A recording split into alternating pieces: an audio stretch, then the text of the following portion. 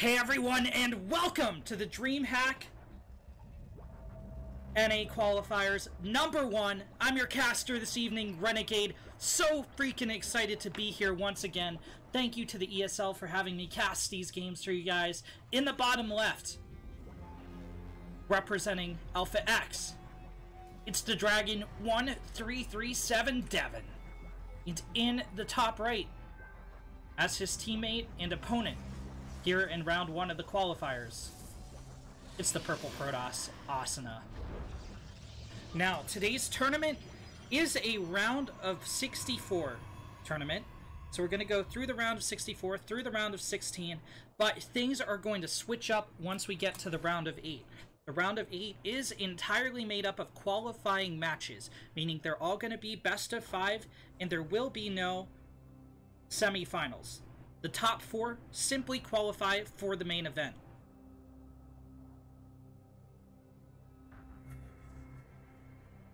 Both players send out their scouting workers, and this tournament is about to get off to a start. Asuna trying to attack the SCV, but it's nestled in next to the supply depot, so that's not going to be possible. Luck of the draw there for Devin. Devin pulls an SCV to stop his gas from being blocked by the scouting probe. And our match has begun.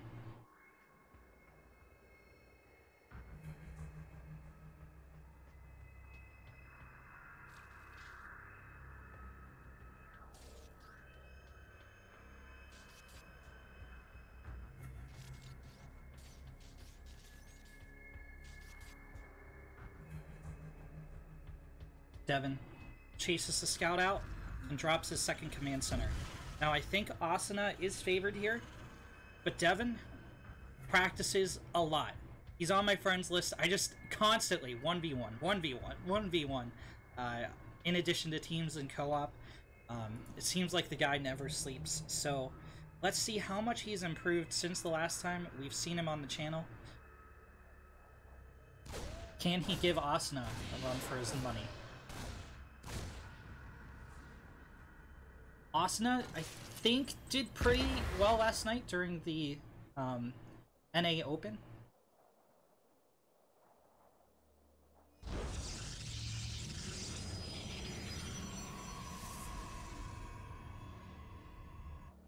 Twilight Council started for Asuna.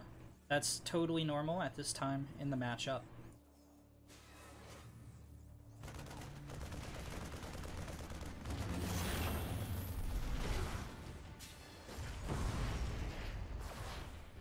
Asuna deletes the SCV building the command center. This is now heavily delayed. It's been about 6 seconds. One SCV bravely resumes building, but 2-3 kills for Asuna is not a great start for Devin.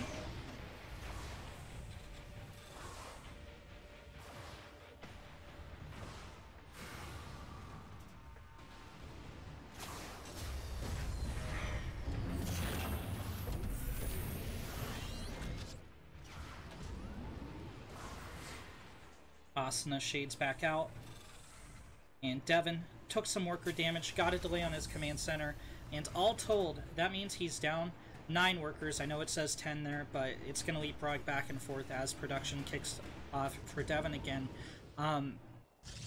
Usually you expect the Protoss to start off with a 6 worker lead in a Protoss versus Terran. So Asuna with a 33% bigger lead than you would otherwise expect in this game, and that means Devin needs to get 33% more damage done against the Protoss. Now, Devin appears to be gearing up for a 2-base push. Asuna is going to have the pressure on him to defend that push.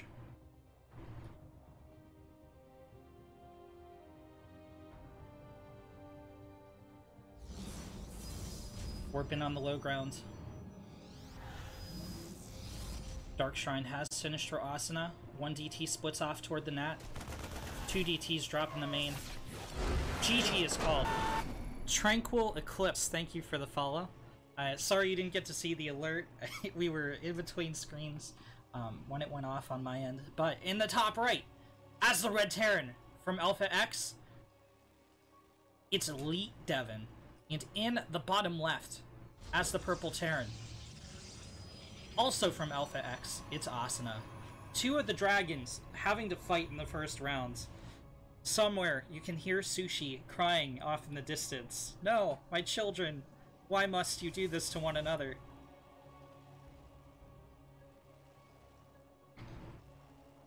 Asuna, I mean, just looked really solid in game number 1. There is quite an MMR discrepancy here. Devin is a very, very, very skilled player, but Asuna just kind of on that next level. So if Devin can pull off a win in this series, it's going to be a huge boost to his reputation.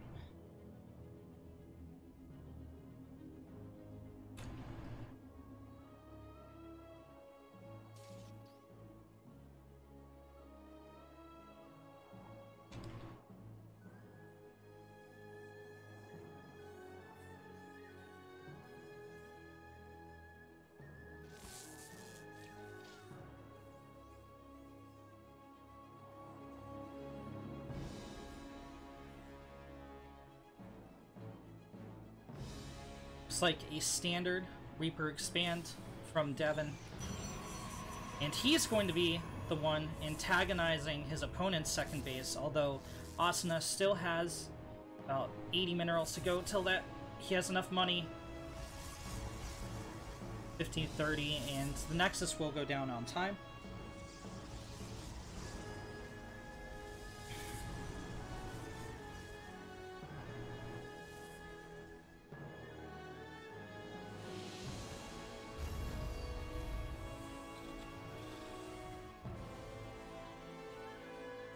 Devin starts a second command center, drops a reactor on the barracks, and throws a bunker down at the front. Now, we focused a lot on Devin in game number 1. Gonna focus more on Asuna this game. An Adept takes out the scouting SCV and will shade to the low ground. Now, it should pull back to defend against the Reaper, unless Asuna is confident that this Stalker can take care of things in time. Yeah, it's just going to go to the top of the ramp. Devin comes in, he's going to take 2 Adept shots, or he should! Okay, Devin with a good angle, avoids the second Adept shot, the Shade's going to finish, and it should instantly get another shot off. Yes, the Stalker's going to move to intercept to the left, and oh no, the Reaper goes down! This is much sooner than Devin would have liked it to fall. He did get a scout on the Stargate though, as long as he left-clicked it.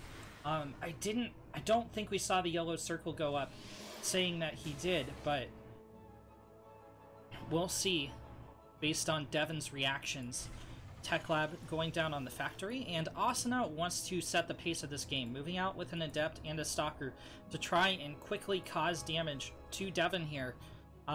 Devin building his second command center safely in the main. It's already morphing into an orbital and getting ready to move to location, so he's not going to be too affected by this. 2 Marines move down the ramp. They're going to zone out the Adept and go into the bunker. Oh my god, the Adept got in the main! That's really, really, really, really bad. It gets a full scout, and it's going to finish. This is going to delay the starport by at least a couple of seconds. 2 SCV kills, probably 3 or 4 when this is all said and done. Oh, he's going after the mule, actually. That is the fresh mule, too. Not that Asuna could have known that. There were 2 mules here, and just by luck of the draw, the fresher mule was at the north. So a lot of value from that Adept, and the Adept freaking still alive with no hull damage. What a great play from our Protoss. Tranquil Eclipse, I did cast Summer's Event as well. Thank you for asking.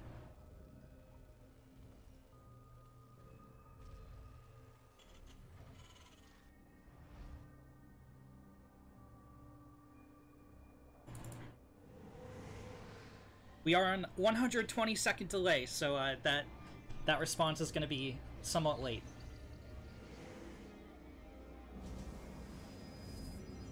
Observer coming out for Asuna. I mean, it's Devin making a 2-base play. There's no third command center started behind this. Instead, a couple Marines and another siege tank popping out of the production facilities.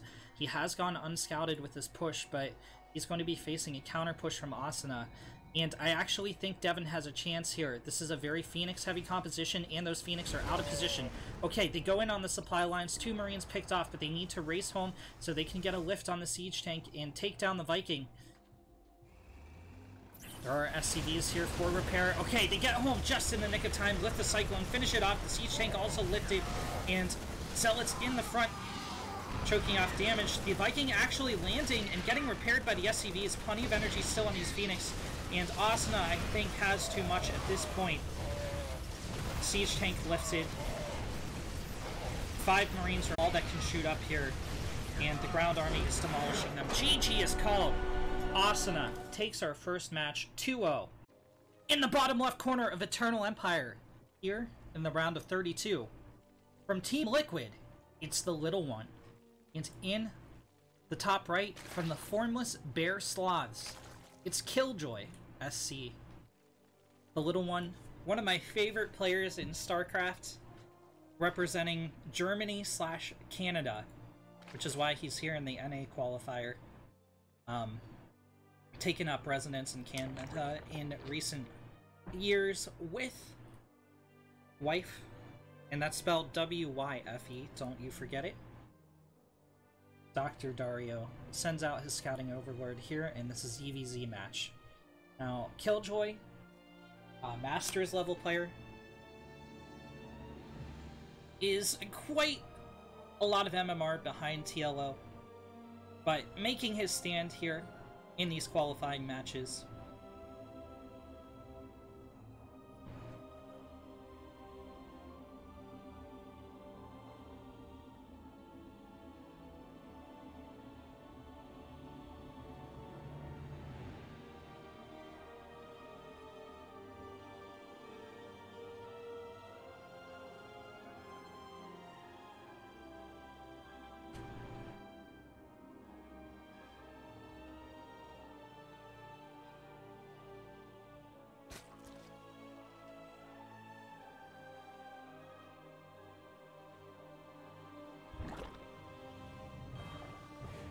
Both players with a gentleman's game of Hatch Gas Pool.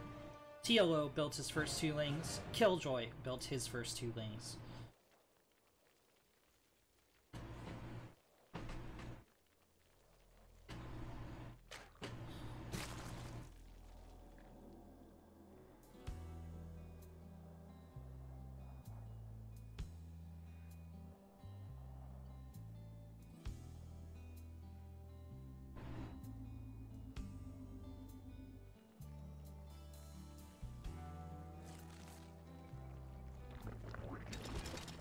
Killjoy puts an Evo chamber in his natural. This is very interesting. This must be a +1 play. Usually you'd use a Baneling Nest in standard play to block your queen in. Killjoy going for his own style. And hey, he's up against TLO, who is very well known for his own style and not playing the meta, instead taking them to the doctor's lab and just like developing these crazy builds that are really well thought out and really like crushing against his opponents, because his opponents just don't know what to expect. And it's not like a Drunken Fist style where, you know, the idea is you don't even know what you're doing, but your opponent doesn't either. No, it's always like just really good solid builds that are unique.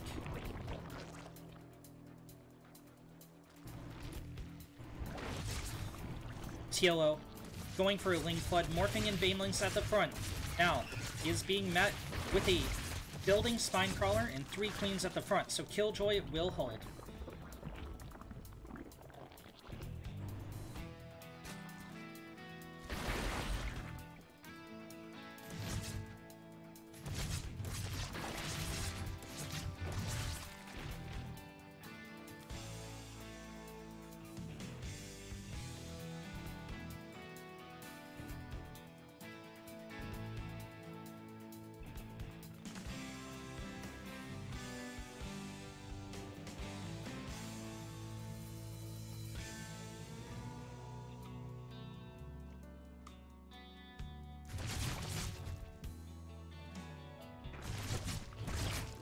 +1, almost finished for Killjoy.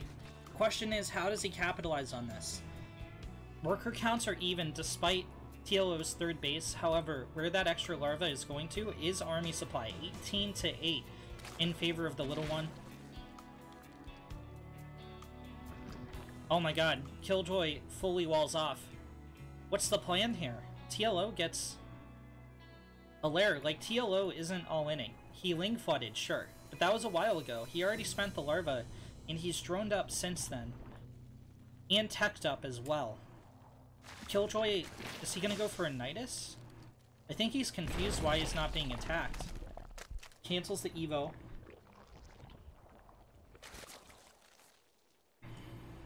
+2 melee, interesting. And whereas you'd expect someone opening with melee to go into Spire himself, instead TLO is going to have the first Spire, building it behind his second base.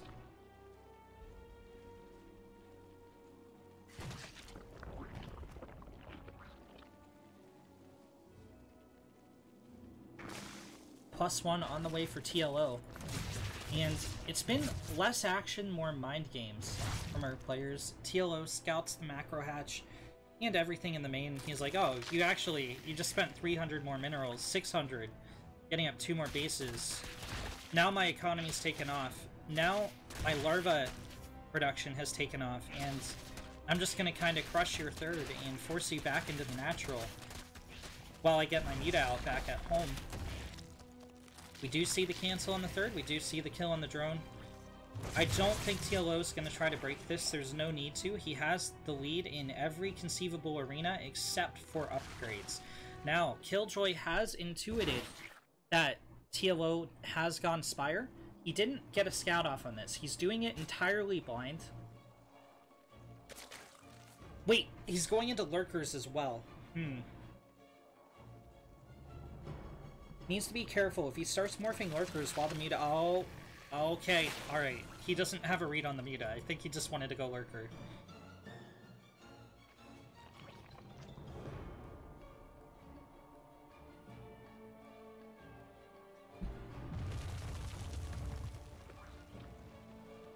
And here comes the Nidus, spotted by a changeling, providing that vision. Overseer tries to get into the main, picked off by the Muta. And the Muta are responding to the Nidus Worm. Nidus finishes, out come the Lurker. And here come the Queen for anti-air. Banelings roll in, they do connect with the Lurkers, but it's not enough to kill. Drone's taking damage on the low ground, and you can't exactly engage these with Zerglings. However, the Queens are beginning to fall. Zerglings come in from the back, wrap around. GG is called. TLO take in the bottom left of Everdream. Once again, it's Team Liquid's the little one. And in the top right, as the purple Zerg from the formless bear sloths, it's Killjoy.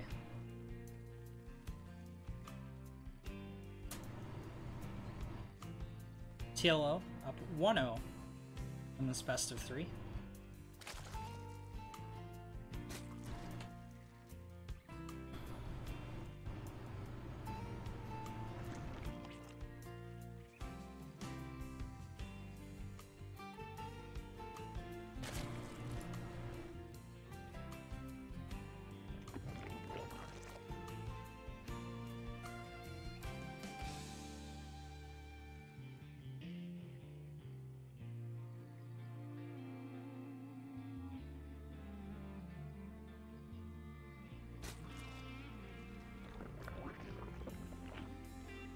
Killjoy with a gas pool. Wait, is he gonna try and expand? Oh, this was a gas first opener. It's really hard to pull this off if you also drop a second hatchery. What this may be is... no, it's still late. I mean, this is pretty all-in from Killjoy.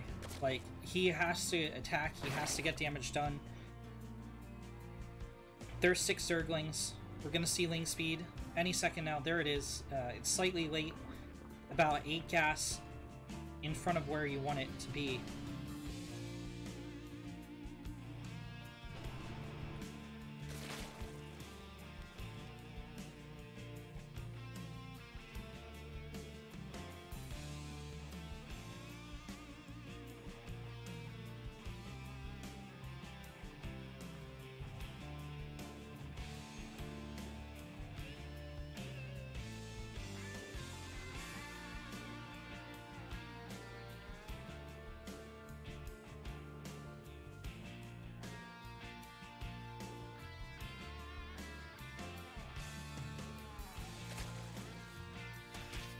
Killjoy moves in.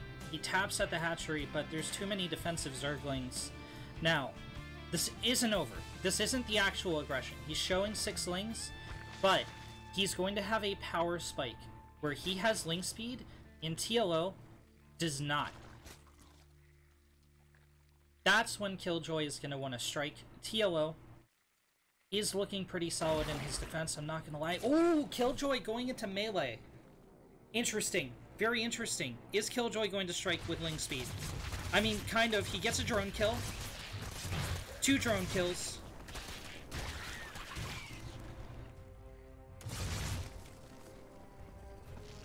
And the Lings are decimated in exchange for those 2 drones. But hey, it's some kind of damage for Killjoy. He's aggroed TLO though, and TLO is going to move across the map. Ling speed will finish halfway. There it is. And Killjoy has to find a quick way to defend. He's not going to get a wall up anywhere near in time. He needs units, and he needs them now. He doesn't have them. 2 Queens on the ramp will prevent the Lings from entering the main, but the Lings get a wraparound on the drones. 3 drones get picked off by TLO, and so far he's ahead of the game. 7 workers. Killjoy now with 14 army supply, but what's he gonna do with it? TLO can do whatever he wants. He can go for a 2 base, he can go for a 3rd, or he can do what he's actually doing, which is getting a Spire.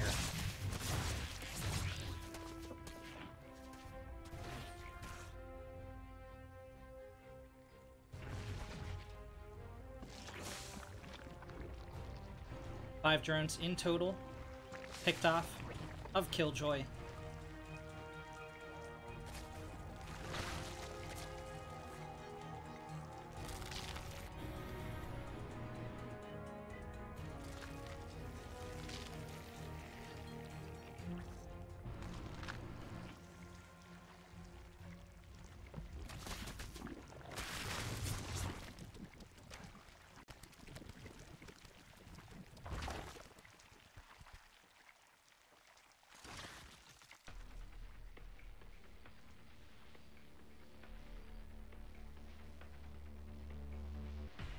TLO, pausing his Lings at regular intervals, he'll scout ahead and he'll stop so the Banelings can catch up. But he knows the coast is clear from here to the base because of his Overlord, so it's going to be less cautious. Gets in on the 3rd hatch. Killjoy was prepared to go for his own attack, but now rushing home with his Zerglings, and he unfortunately will not be in time to save this 3rd. Oh, the Banelings crash in! 2 of them connect with the hatchery, so Killjoy cannot cancel in time. That's minus 300 minerals. Queen's not positioned correctly on the ramp, so TLO is going to right-click a drone, right-click a 2nd drone.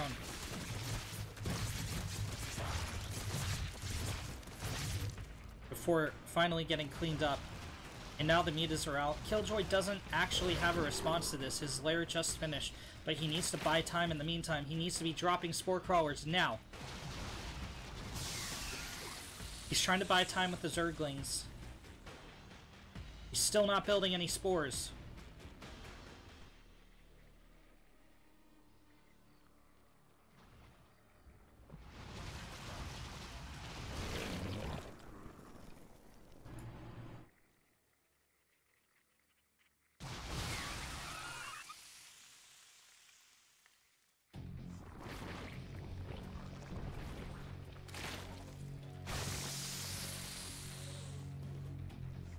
TLO's mutas have hit. First Overlord falls. Muta. Take down one of the gases. Glaives slightly damaging the Overlords in the pools, and Killjoy, I think, is just going to be picked away more and more from here on out. The Hydra Den will finish. Killjoy, make your Hydra! Make your Hydra now! Transfuse saves it. But the Hydra Den falls at a cost of 1 Mutalist to the little one. No Hydra were produced during the window where Killjoy could do so either. Banelings falling, another Overlord's gonna die. Another one.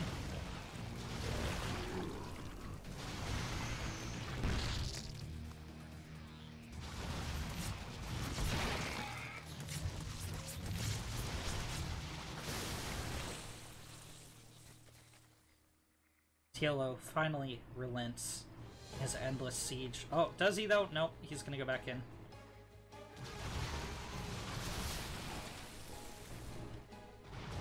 So, while all this damage has been occurring to Killjoy, he can never transfer drones down, etc., to the third, etc. TLO actually going up to 4 base, getting further ahead. He's up 8 workers. Would be more, but Killjoy is doing a good job of replacing the drones he loses. And the Mutaflak has only continued to grow. Now at 17, +1 fire attacks already on the field, +2 on the way. Another Hydra falls, one of the Queens damaged. Killjoy is hanging on for dear life, but TLO is looking like a solid contender to move on to the round of 16.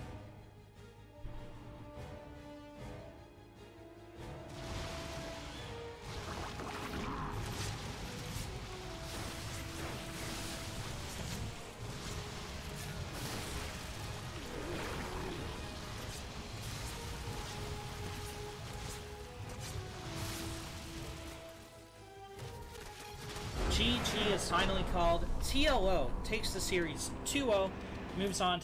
In the bottom right corner of Death Aura, as the Orange Terran, it's Who's Sly. And in the top left, as the purple Protoss from Icebound, it's Riser.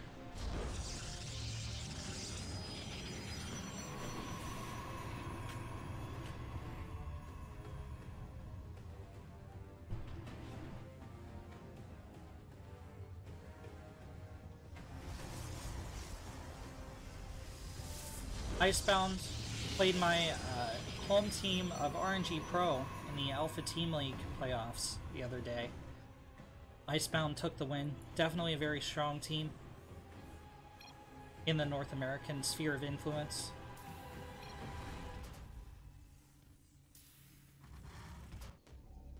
Another Protoss versus Terran today.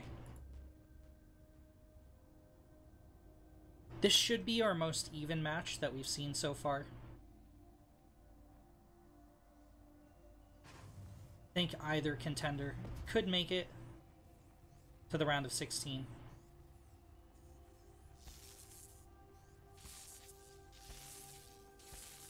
Probe turns on its taser. Zap, zap, zap. Against the SCVs.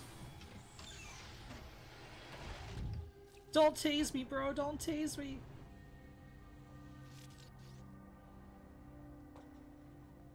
What do you think hurts more? The taser or the SCV drill? Well, I guess the probe can't feel pain. Unless the Protoss are, like, unimaginably cruel, like, they program all their probes to have sensation, to have feeling. That would be messed up.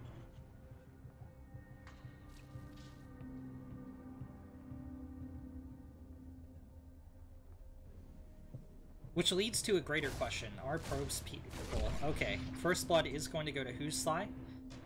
Getting a kill on the probe.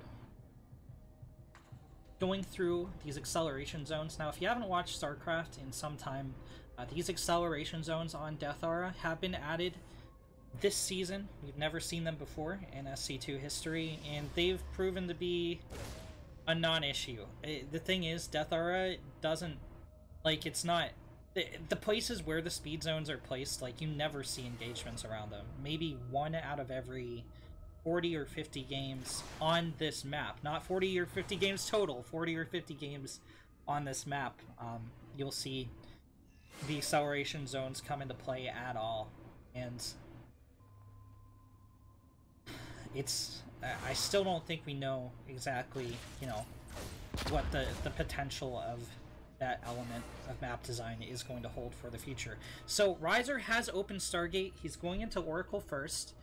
Who's Sly is gearing up for a Hellion drop, I think. Yeah, Starport building, first Hellion on the map. Now it could also be just a distraction Hellion. You run the Hellion into the Protoss Natural, and then you get a Widowmine drop off in the main. We just have to wait and see what he builds on the Reactor Factory. Oh, the Adept goes down without any SCV kills. It does delay 1 for mining, but that's not very significant damage. What is rather significant is it did scout the Hellion. Okay, it's a Siege Tank. Oh, he cancels the Siege Tank. He's going to get a tech lab on the starport, so this is not a drop of any kind. He throws down 2 additional barracks, and this is going to become a 2-base push, but the Oracle scouts the second barracks at least, and it goes into the mineral line. Nothing at home to defend for Huslai, and it will connect 3, 4, 5, 6 SCV kills before drifting out. 7 SCV kills. In the meantime, Riser has made it, or Huslai has made it into the main of Riser, and got 2 probe kills. He just actually doesn't have the potential to connect as many kills as he took in damage back home, and the Oracle survived with precious little hull damage. The shield's regenerating, as is the energy, and it's going to be swooping back in. Huslai left 27 workers to 38, an 11 worker advantage for Riser. Now you'd expect to see a 6 worker advantage for the Protoss in a normal PvT where no one's damaged their opponent yet, but Riser almost double that ahead of the Terran. Revelation cast to see if this Marine tank moves out. Well, actually, Huslai continues to subvert our expectations. Wait, I mean, he opened Cyclone. That's definitely to deal with the Stargate. I said wait, because I thought he was going to produce another Cyclone, but he didn't. He went for a tank, and he's getting up at 3rd barracks. He's kind of swapped things around. Oh no, the Cyclone dies! Now, going into Stargate can weaken your defense against a Terran 2-base push. Because you're spending so much money on Phoenix, you're spending so much money on an Oracle. And if you don't use that energy to its fullest potential, picking off the Terran's units one at a time, lifting a Marine here and there, and harassing the supply lines while they attack you, you're not going to have enough army on the ground to repel the Terran attack. But Riser's done a great job of it so far, getting tons of SCV kills early on, getting a kill on the Cyclone, getting a kill on the Viking, and chopping down 1 or 2 Marines in the meantime. Stasis Ward outside the natural could potentially catch a lot of Terran units as well. And this is about the time that Huslai wants to be moving out. He's finishing his 4th barracks, +1 weapons finishing as well. 5th barracks finishing up. Another SCV kill. Riser just playing this out so well.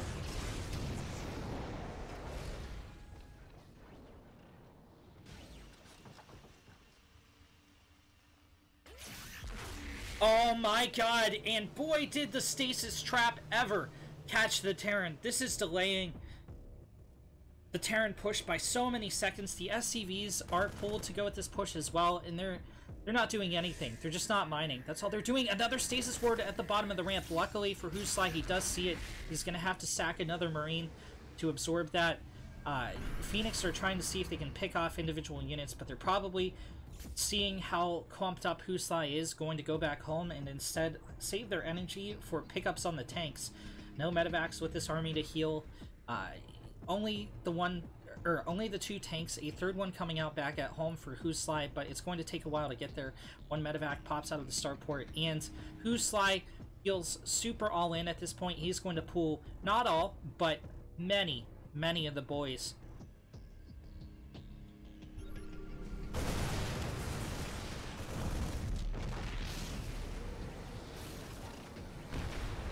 Huslai sieges outside of the Protoss 3rd. Zealots swarm forward, Marine after Marine getting cut down. Huslai stutter steps backward, but the tanks are left in the front. However, Huslai stims in, picks off one of the Colossi. Riser does have time to produce another one. SCVs being pulled to flank, not quite able to pick off the Protoss units. Force field zone off the main Bioforce.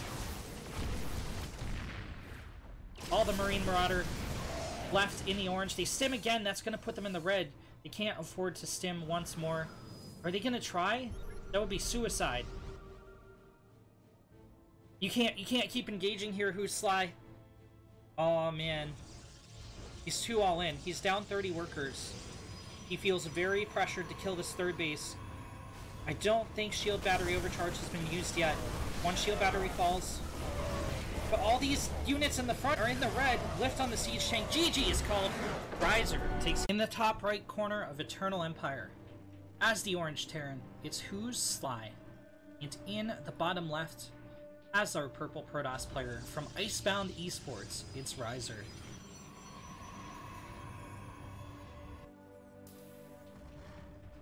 Riser, with some great Phoenix play, got an early worker lead, stopped Who's Sly from causing too much damage with his Hellion Reaper attack, and then an excellent stasis ward play that Who's Sly just walked right into, stopped the Terran 2-base push for way too long, and Who's Sly was just unable to kill the Protoss third.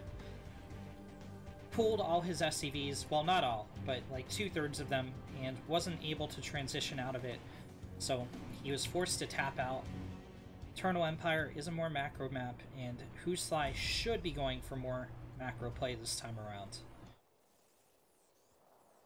Let's take a look at our player's vision as Riser against his first scout. Gets his information so quickly from his scouting probe. He just double taps, checks, goes back home. Barely even a frame before mashing those buttons. Who's Sly can see focus on getting his second command center. There it is. Our SCVs are under attack. Just takes a moment to check on the engagement, and then goes back. Command center macroing. upgrade complete. Riser has opened Gate Cyber Nexus. And it's not a Reaper expand from Who's Sly, it's going to be double Marine. No Reaper anywhere on the map. This is a very defensive play, and it sets you up for a 2-base push. So, I mean, I said Who's Sly should be going for macro play this time, but was I incorrect? Is he going to go for another 2-base? Riser trusting in his Stargate play again.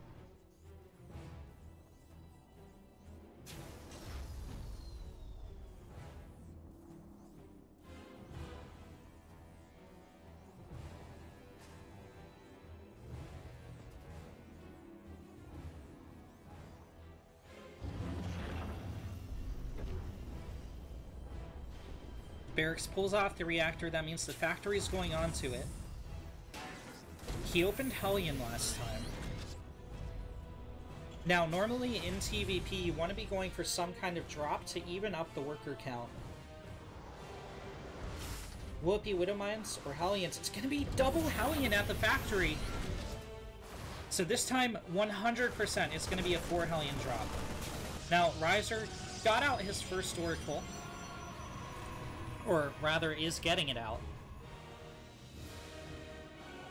Who's Sly building up his Marine count. 2 of these Marines injured, one of them way more so than the other. How would that translate into reality, to have a 1 health Marine? Is like... But like, he can still stand and function and like shoot a gun? Like, what kind of terrible disease do you have to be at 1 HP? It's like, I'm fine, just his entire skin is laser burn? That's terrible. No missile turret in the mineral line. If Riser goes now, many SCVs could melt. Oh, he cast Revelation first. 2, 3. I wonder if that was a miscast? Because he definitely could have gotten a lot more than 4 SCV kills. And yeah, he just used up all his energy on that Revelation. I wonder what that was about. It wore off before the Oracle even backed out. The Hellion drop is non-existent from Who's Sly. Oh no, the Phoenix got a lift. The first Hellion is fried. 2 more come up to the front. And wait, is the medevac gonna go into the main unloaded? Is this a bluff? Because the Phoenix totally see the Hellions. You know what I mean? You know what I'm saying? Who's Sly being repelled on all fronts. Riser doing a great job of stopping the Terran from damaging him.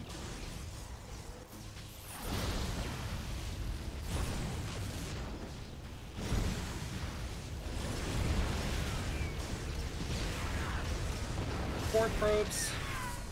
Roasted. Not a good trade for 4 Hellions. The medevac did survive, but he's trying to get something done again. Okay, this fresh attack has gotten 2 probe kills, and he lost 2 Hellions for it.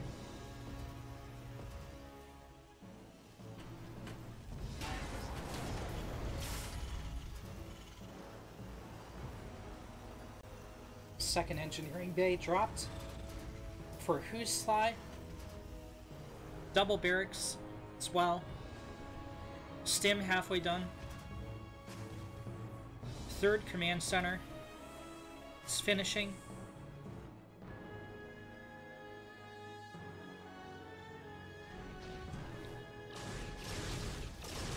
Medevac finally dies, but like, come on, let's take a look at the resources lost. 1250 for Who's Sly to 825 of Riser. I mean, it's a 25% more damage in favor of Riser. Like, this is not good for the Terran. He's still down 4 workers. Riser had an entire base, and Who's Sly tries to move out his command center. It's going to be under fire as it tries to land. Now, this will most certainly not kill the command center. Lift on the Cyclone, very calculated from Riser, going to cut off the lock-on.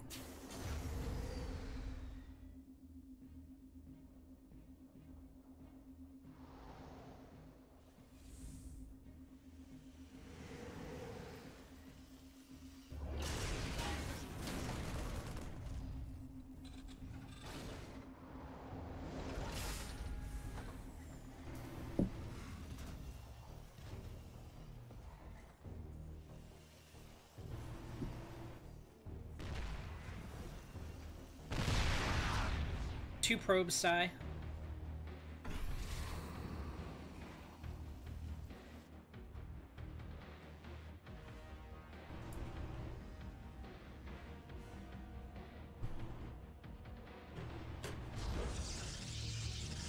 Riser is positioning to take a 4th base, and he has... Why not? Why not take a 4th Nexus? Riser has total map dominance. Who's Sly is trying to turtle, but he only has like 2 siege tanks. Oh my god. Okay, I thought he was gonna lift the siege tank, but just gets 2 SCV kills instead. In trade for some shields on a Phoenix.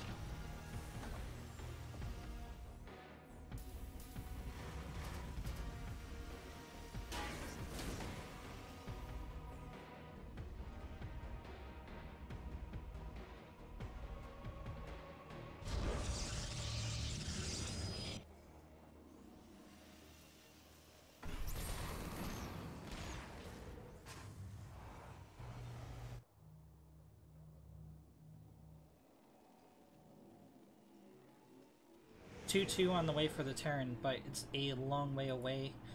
Ghost EMP upgrade under development as well. And enhanced shockwaves, I think it's called. Oh, the slow orbit.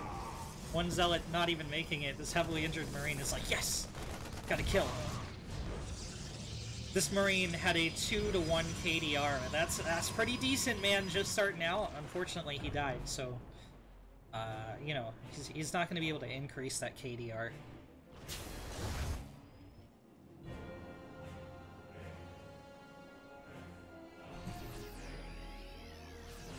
Who's Sly has an army supply advantage, mostly due to the fact that Riser is investing heavily in tech and took this 4th base. He's investing in static defense here.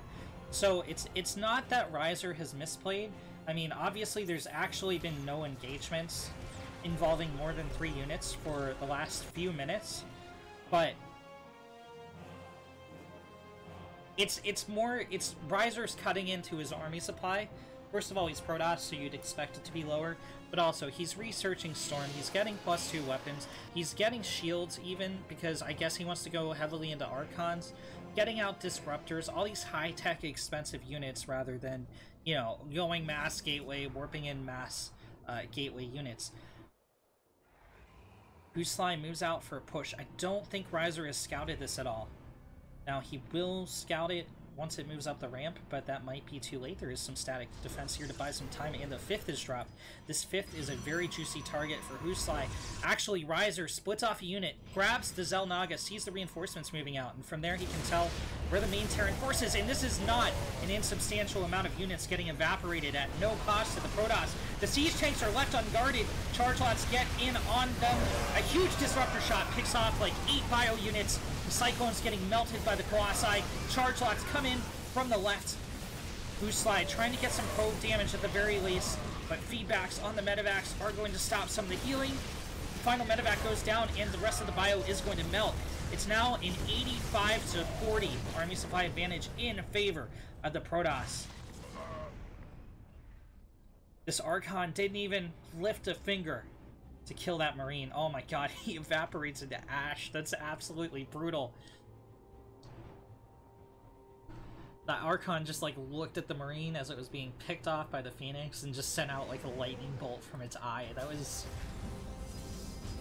power overwhelming indeed. Huslai trying to escort out a 4th base, but this is the wrong time to be doing it. Riser ready to attack. Huslai gets a scan on the army. Let's see how he reacts to this. He's still going to move out the 4th command center. Only 2 siege tanks on the high ground, one of them on siege. The Colossi pick off the siege tank, lift on the second one, and the bio just absolutely melts. There's nothing here for Huslai. GG is called. Riser takes the series 2-0 and moves on to the round of 16 to face the little one. In the top right corner of Eternal Empire, as the Blue Zerg from Team Liquid, welcome back to the main stage, TLO. And in the bottom left, rising up to beat him from Icebound Esports, it's Riser.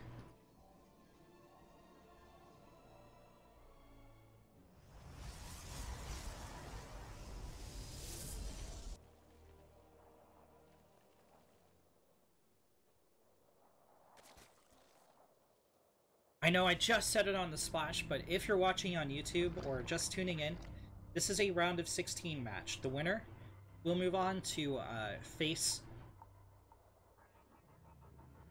probably M. Canning in the qualifying match, which will be a best of 5. This is our final best of 3.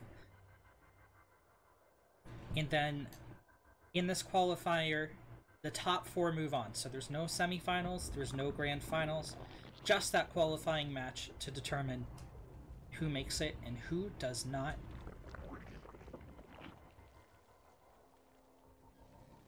Riser taking out Huslai in the round of 32. TLO has had quite the break to prepare for this.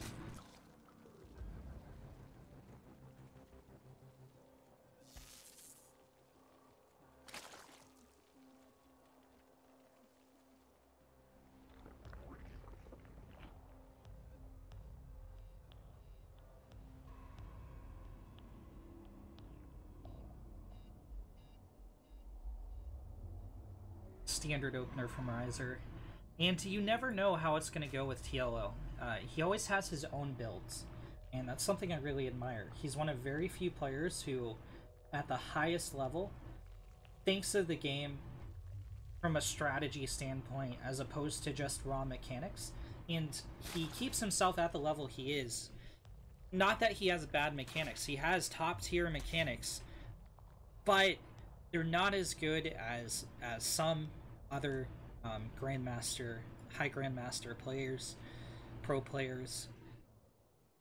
He keeps himself where he's at through high IQ plays, through strategy, through being versatile, and really thinking about the game in a very unique way. I really always appreciate that. You know, I'm a Zerg myself, so I follow players like TLO, like Bly, like 3DB, and if you're stuck in platinum, gold, diamond, bronze, even low masters, I think you should, and you play the Zerg race, I think you should check those players out, because especially if you're stuck in a wall or stuck in a rut, because they just have such innovative builds and ways of thinking that you can kind of get outside yourself if you follow their builds and gain some perspective on the matchup that you might not otherwise have. But TLO very importantly, snuck 2 Zerglings into the wall of his opponent with just the right time and got a scout off on the Stargate opener from Riser. He saw the Chrono Boost, and he's going to be fully prepared for this. Riser, for his part, going Oracle into Phoenix, and we're probably going to see a second Oracle after this. TLO nabs the Watchtower. He's going to be able to see the angle that the Oracle is coming in from, and already pulling 2 Queens here. He's dropping Safety Spore, not Safety Spores, just one in the main, using 2 Queens to deflect from the Nat, and of course he doesn't have any drones at the 3rd, so he doesn't have to defend that location just yet. Now that's going to change, and he morphs an Evo Chamber, so he doesn't lose his first drone. And hey, that's fine. I mean, Evo Chamber costs 75 minerals, Spore Crawler costs 75 minerals, so no extra losses there. Ooh, but there are some losses when 1 larva is lasered down as well as 1 drone. So Riser finding a small amount of damage despite TLO's best efforts. Small Ling scout party comes in. They will be able to kill the Stalker because it was slightly out of position, not in the choke point. The Adept killed a couple Zerglings in return, but definitely worth the trade for TLO.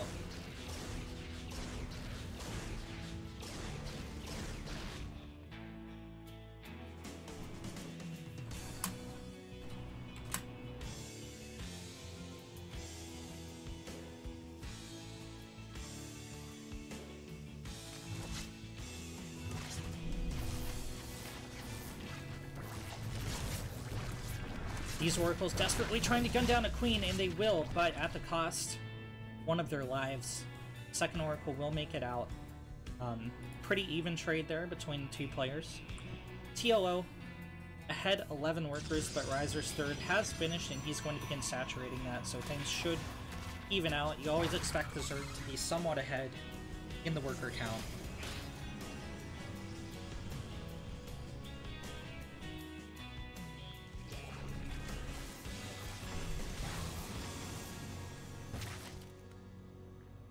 Two creep tumors removed. That's going to push the creep down to about here, unless this Queen can get out to the front in time. It's going to be close, actually. Just in the nick of time. Queen gets there, you can see the creep evaporate around the tumor, but the tumor doesn't disappear. It will hold at the edge of creep and miraculously replenish it. You can even see that in action. TLO drops a 4th at the high yield. Riser going into Twilight Council, double gateway, and +1 weapons. An Immortal being produced back at home as well. 2 Immortals going to be at the front. Templar Archives being dropped in the natural.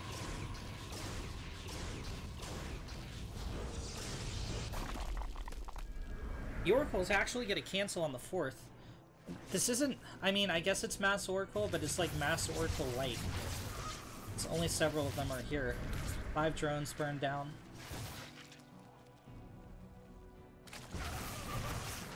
Six, 7, 8.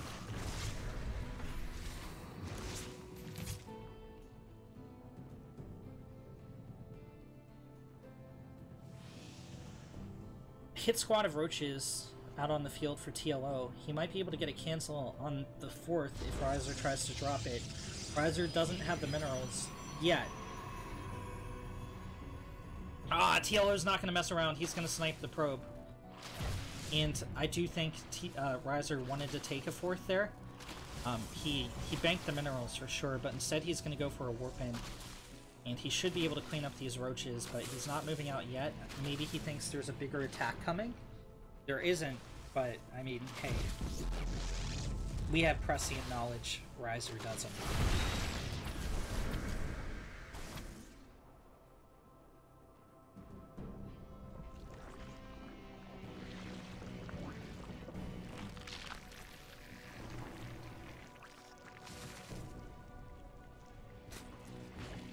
TLO, long distance mining from the 4th, still made all the drones to saturate it, despite losing his first attempted 4th to the Oracles.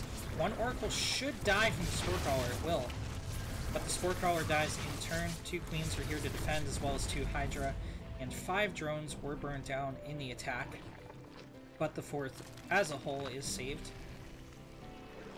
Riser actually ahead in army supply.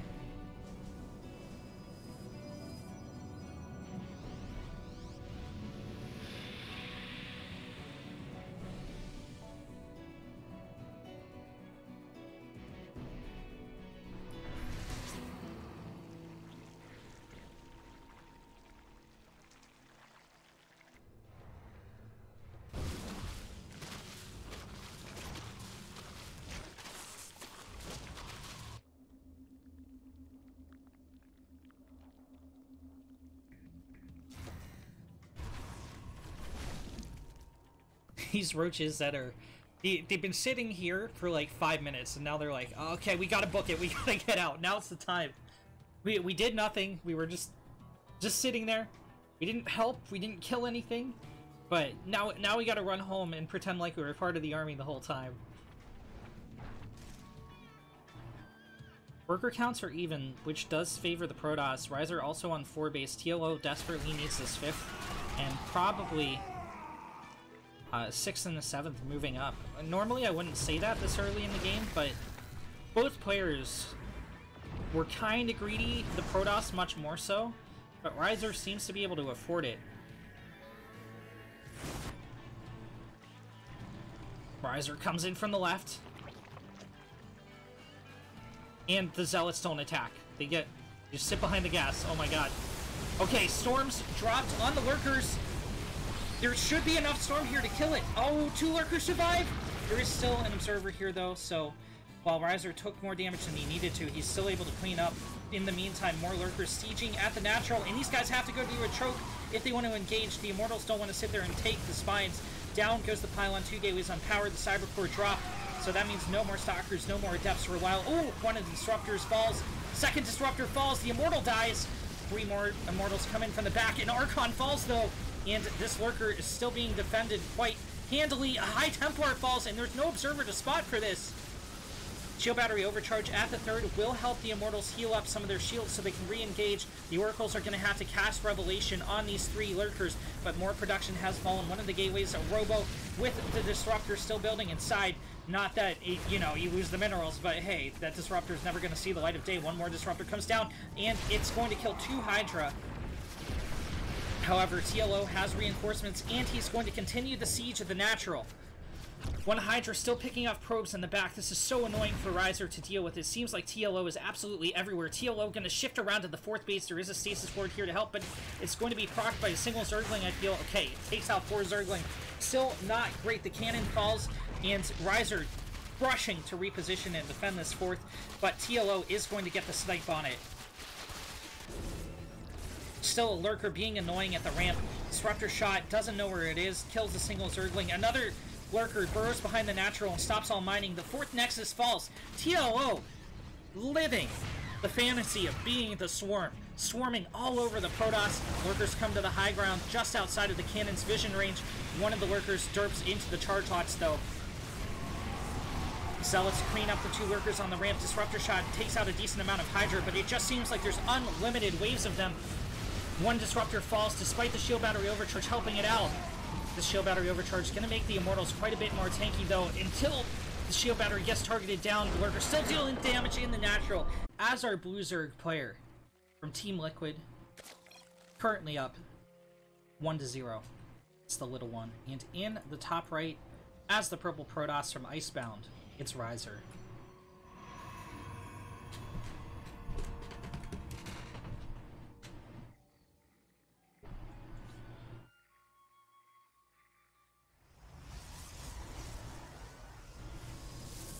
TLO, single game away from reaching his qualifying match. Riser has to win 2 in a row if he wants to reach that round of 8 and have a shot at qualifying. I'd like to take a moment and shout out our admin tonight, Sinistro. Always does a wonderful job keeping the tournament running smoothly. So thank you to him for his hard work at the ESL.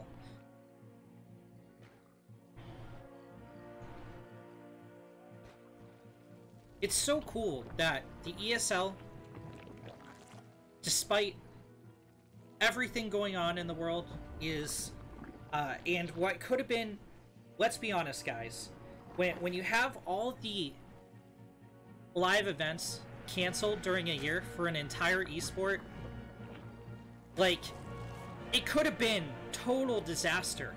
But instead, the ESL picked themselves up by the bootstraps, now providing like insane amounts of StarCraft content on a weekly basis. We just finished up Dreamhack Summer. We went into the War Chest Team Lead, which, to be fair, is not ESL. But as soon as that's cleaning up, we have Fall. We have Dreamhack Fall right away. bam, bam, bam, and in between, still, every Monday, we get not one, not two, but 3 ESL Weekly Open tournaments. And that's just incredible. It's so much pro-level StarCraft content, hundreds of dollars, up to thousands going out every single week to keep our game and our scene alive. So, I'm not required to say that at all. I just want to give a shout out to the ESL and Dreamhack for making this happen.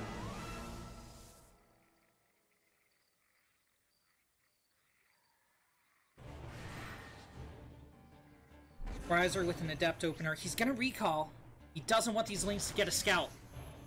But TLO is gonna get it. The Lings are like, scatter! Okay, no, maybe he's not gonna get it. TLO trying to pull the Adept out of position. The Adept trying to corner the Ling. One shot goes off. All that's needed is one more. And TLO's scout is denied. So he's not going to see the early blink for Riser. This is really cool. Okay, so TLO trying to scout this. And this is actually really high IQ from Riser. This is a really big brain play. So, usually, if you're playing the Korean style, you would... Well, I mean, I guess it's not the Korean style anymore, but they're the ones that popularized it, and they all do this.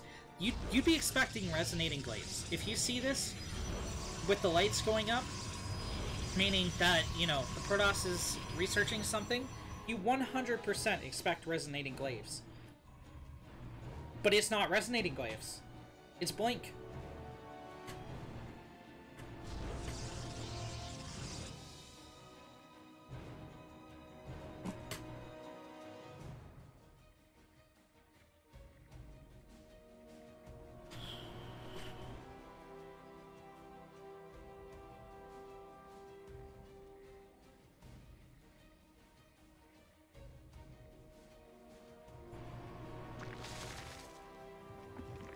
Blink almost finished a Riser.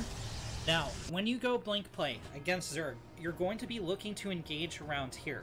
So we're going to see a warp in at home from Riser. Very likely, we're going to see a warp in at home for Riser. Of Stalkers. Oh, no. That's brilliant. He gets a second Adept. So it's not only going to hold the wall, TLO is going to think even more that this is Resonating Glaives. He's going to see the Prism moving out. Riser showed it. Like, he knows. And then Stalkers are going to pop out. So, it's going to be a play. TLO is going to be wanting to push his creep out as much as possible and massing Roach Ling. So hold here. 10 more Lings on the way. And there dropped the Stalkers. Luckily, TLO did not make a ton of Roaches. He did go pretty Ling heavy. Yeah, you'll see 6 more on the production tab. And that's to limit the movement of the Stalkers while the Roaches, while the Ravagers zone the Stalkers out and deal damage from range. Even more Ravagers popping in. Now, in the best of worlds, TLO gets a surround with the Zerglings on the Stalkers and just rains bile on them while they can't move. But there is Blink, so he has to do it twice. He has to force the Blink back and then get the surround and then drop the bile. Okay, Blink back! Can he connect a surround? Well, he will on some of the units, but the Prism now helping the Micro. One Stalker goes down, the rest dropped in a corner. Blink behind the pillar.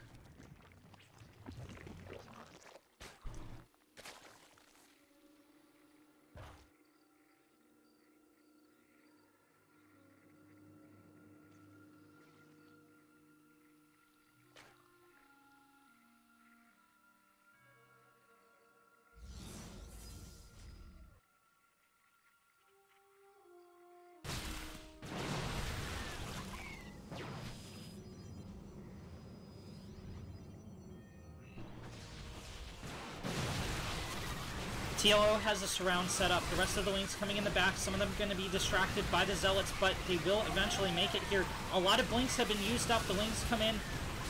They're attacking the Stalkers that already used their Blinks on the low ground, and that's allowing the Roach Ravager to crush forward. More and more Stalkers falling. There's not enough here for Riser. He needs to run and hope that he can hold his second base, but he's kind of all in at the same token. TLO making this look so easy. He's pulling one of the Queens to try and chase off the Warp Prism, and it will be successful in chasing it off. It can't warp in. Already Roach Ravager on top of it. These Blink Stalkers need to clean up this small force. TLO not going for the surround on the Prism like Riser thinks he is. He's going for the attack, and there's only 2 Adepts to defend here.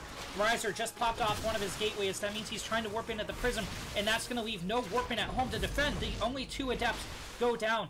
Recall at the Nexus, and TLO actually going to retreat outside the wall. The Robo, one of the gateways unpowered. Down goes the Robo, and the Cybercore is going to be soon to follow.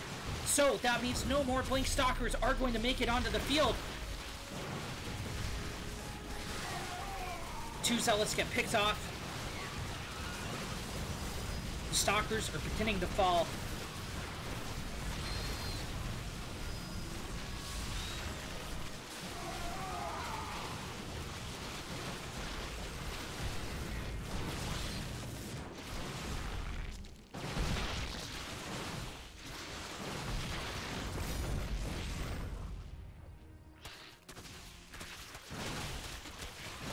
GG is called.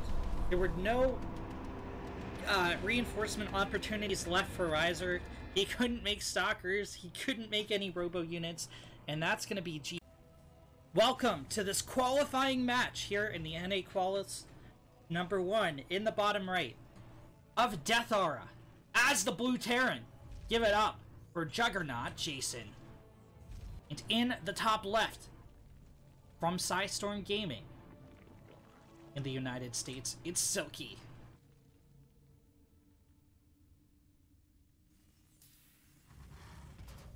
Jason, also known as Princess Juggernutty Jiggles of the Mushroom Palace or something, I don't know.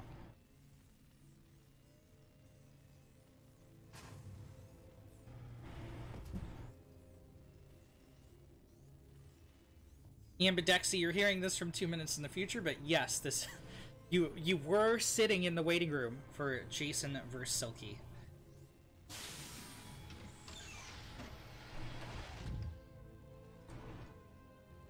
Silky, the hatch gas pool. God, it's been over 2 hours, and I feel like this qual went so quickly. It's a really smoothly run tournament today.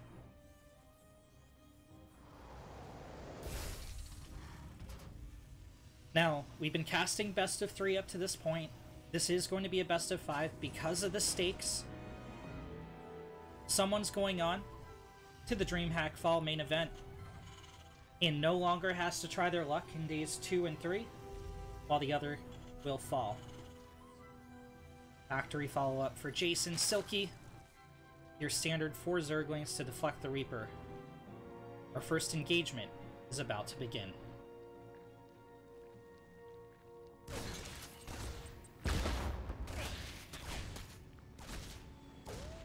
One Zergling wounded, as you'll have it. The Reaper also wounded. Takes a shot from the Queen! The wounded Zergling tries to get a wraparound on the Zealot, or excuse me, on the Reaper. If it had been able to absorb one more Reaper shot, this would have been a dead one. But, fortunately, it was so far in the red that one shot finished it off. Jason gets out with the Reaper, scouts the third.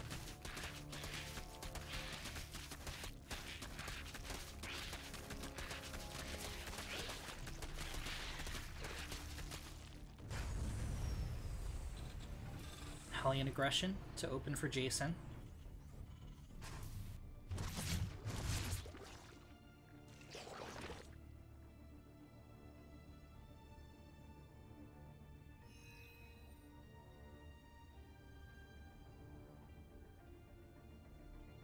Reaper sitting in the acceleration zone. Hellions move up to join him, and he should join them, going on the attack once more. Clear up some of these creep tumors. It's a cloaked Banshee play from Jason. I would not be surprised to see an armory drops. And a Hellbat Banshee assault start from the Terran.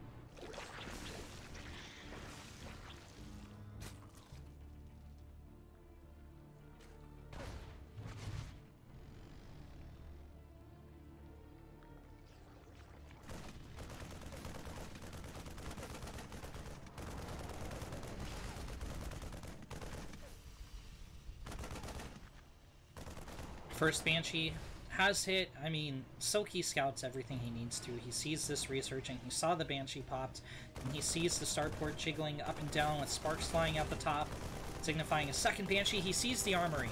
Now, the question is, what does Silky do about it? So he knows what's coming.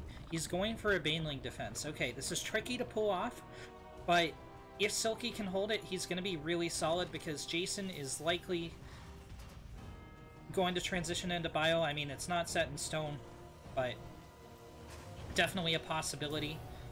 Jason going into third command center as well. Silky attempts a link backstab. That's going to weaken his defenses. Zach at home.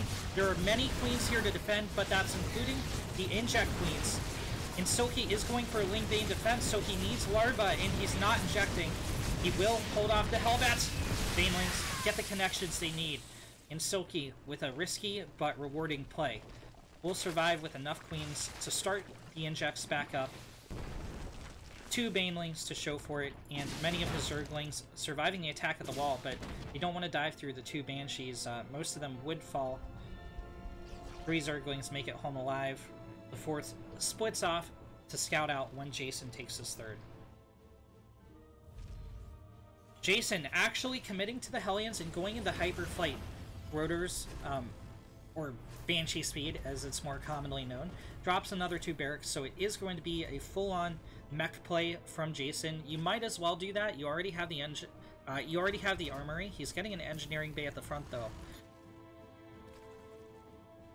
And that's going to pay off for him. Silky is going for a Spire. Jason's going to want some missile turrets. Probably going to get 1 or 2 Thors to move with his army, unless it's going to be a full battle mech play, in which case he's going to go into a bunch of Cyclones and hope he can get equilibrium where his Cyclones can overwhelm the Mutalisk. Second armory thrown down for Jason as well.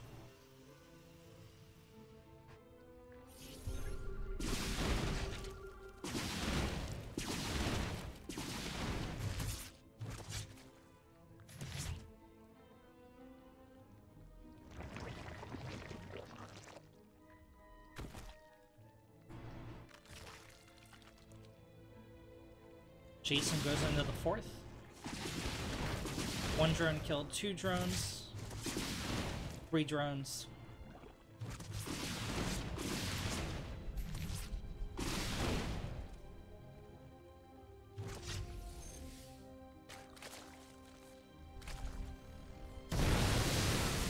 Blown up missile turret.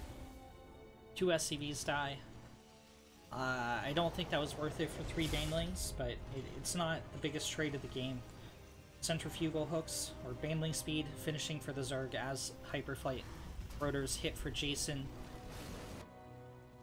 And it's not going to be battle mech, it's going to be traditional mech, I think, primarily. We're not seeing too many Cyclones enter production. We are seeing a large amount of siege tanks. Although he is getting Maglev accelerators. I mean, we'll see what kind of mix of units. Oh, Jason runs from the Mutas into the Banelings. And this is a very clean defense from Silky.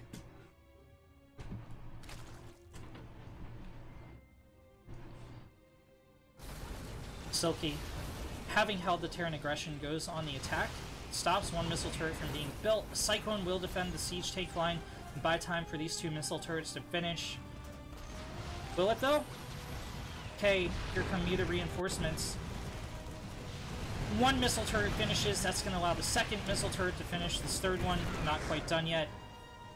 Now it is, and Jason has a solid turtle defense at his initial 3 bases at least. The 4th, a little more dicey.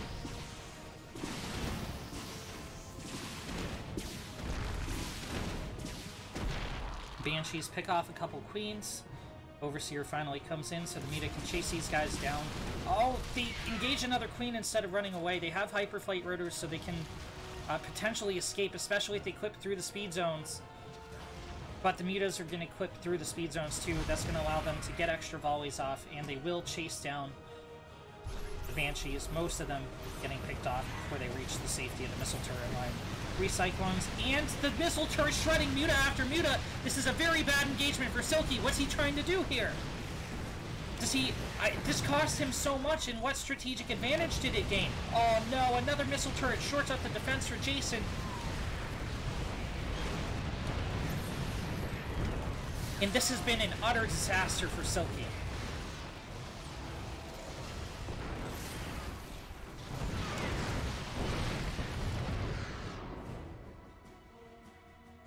Five more Muta in production for Silky. Fire attacks almost finished. 2-2 started for the Zerg.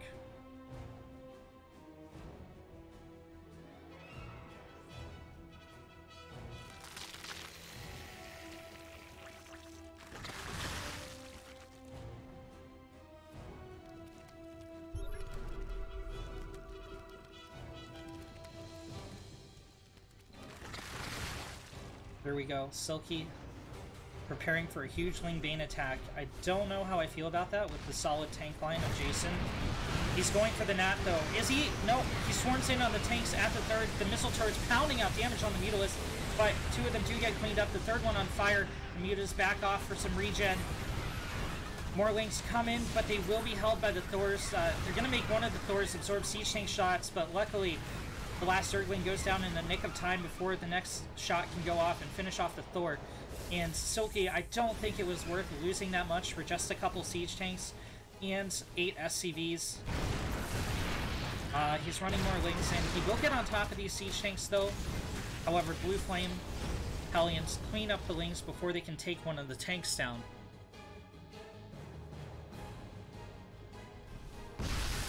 Banelings roll in at the fourth. Command center's on fire. However, it is going to get repaired. 7 SCVs died in the attack as well, but I think Silky's still taking the worst of these trades. He's down in army supply very slightly. Yeah, 12,400 resources lost to 7,200. Now, Silky is gaining advantages behind this. He's taken the double high yield, and he's taken the 9 o'clock base. So that's going to put him up to 7 bases, right? Did I count that right? Yeah, 7 base against Jason's 4. So even though he's trading out massively inefficiently, he's using this to keep the Terran at home and counting on his map control and superior income to keep him economically in the game. He crashes Banelings in at the planetary, but it's not enough to connect the kill. The Roaches are getting picked off in the ground. Although Silky abuses the fact that most of the lock-ons were used on Roaches to use the Buta to pick off many of the remaining Cyclones. However, there's just 3 too many of them, and Jason will hold the line. 27 SCVs in total died, and this relentless aggression tactic of Silky did finally pay off, but now he has to face the Terran counter pressure. He's aggroed basically the world boss, and now he has to stop Jason from pushing too far in, clearing too much creep, and getting a kill on a hatchery, and he's going to do so. Lings wrap around on the Cyclones. A lot of the battle mech portion of this army does go down. One of the Thors targeted down by Roaches. The Hellions are melting in the front. Reinforcements will repel Silky, but this bought time for another production wave to hit the field. Chitinous plating almost finished at the Ultra Den, and that's going to make Silky feel emboldened to produce Ultralisks, which is an interesting pick first mech. I mean, it can work, sure, but your opponent has the ability to produce Thors and Siege Tanks, which are going to directly counter that in high enough numbers. Silky apparently confident in the play, though. Jason, holding at his planetary, will be defending the next wave of Zerg attack.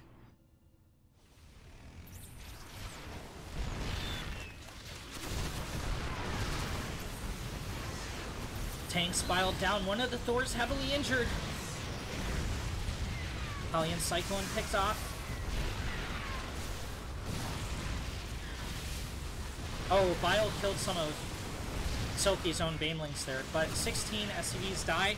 Are there enough to hold the planetary? Yes. Auto turrets dropped off in the back to see if they can pick off a couple extra Roaches. As a matter of fact, they will. Cyclone gonna ambush another Roach, and Jason holds again, but he's down 40 workers at this point, and normally at this stage of the game, the Terran would be hoping to create mass command centers. So you'd expect the Zerg to be crashing in with Banelings, trading out Ravagers, re-upping, doing all these sorts of things. But the Terran would expect to have extra command centers ready to move out, extra planetaries to hold defensive positions, and that's what Jason is lacking here. Silky, on the other hand, ambitiously expands to the other double high yield, and right at the 3 o'clock, outside of Jason's third.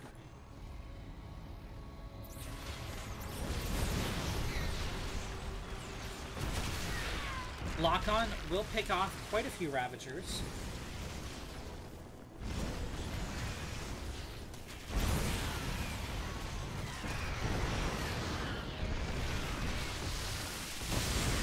Silky gets a kill in that command center. It was actually one of Jason's tanks launching a shot at the Banelings that finished it off. Auto turrets drop behind the Ridge Ravager again.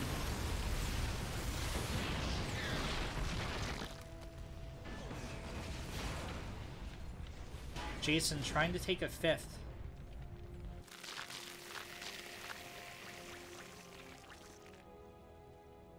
Silky's mined out his main. These gases are going to run out of resources in the next few minutes, probably around the 18.5, 19-minute mark, but he's just got so many more bases to run to. However, these outlying bases will be more and more critical as the game develops. I don't think Jason is going to crack anytime soon. He's down 30 army supply, but remember, in order to finish this, Silky has to attack into him, and attacking into mech is always hard. What I am surprised by is how long it took these spellcasters to finally hit the field. It should be Neural Parasite coming out from these infestors. Wait, did he research it? I don't think he did. I don't think he has Neural Parasite yet. Huh. So, Fungals on the Hellions, on the Cyclones, actually, are going to be the play from those infestors. Another 3 SCVs die, but Silky trades out way more supply to get those couple of kills. Siege tank falls, but Banelings are expended in order to get that kill. Silky, again, trading so inefficiently. 13,000 more resources lost for the Zerg, but Jason doesn't have any map control, so that's the trade-off. Fungal growth allows the Banelings to connect with a lot of the Cyclones. Bile picks off one of the tanks. More Banelings roll in. Lanes split off on either side. And again, Silky not killing Jason, but re-establishing map control. Now, Silky has several avenues where the creep isn't so great. That's a major improvement that could be made by the Zerg to shore up the dominance even more. However, ooh, okay. Finally, Jason at that point where he can make defensive command centers. He's going to move this out, most likely morph it into a planetary.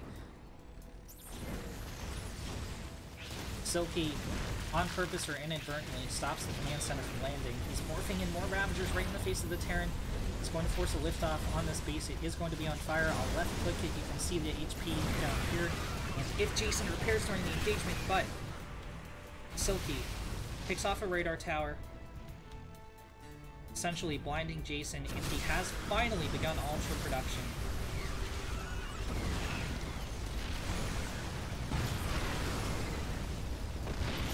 There's Ultras absorbing the single siege tank from firing on the high ground as well as the planetary, but Cyclone lock-ons pick off one of the Ultras, still locked onto a second Ultra, and it will go down. Lock-ons onto the Ravagers.